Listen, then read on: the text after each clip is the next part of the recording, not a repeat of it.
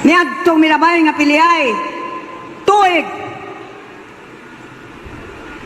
2022, gipaluyhanta ang usa ka kandidato nga gani nagkaiusa ang boto sa mga Sugboanon, kay ang Sugbo mao'y mihatag sa labing dako nga botos sa tibuok Pilipinas alang kaniya.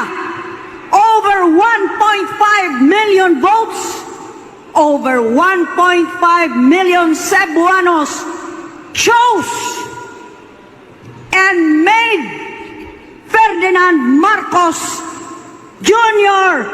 the 17th President of the Philippines.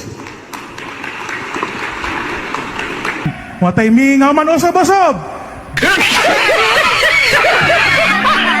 Oy, kamo ba?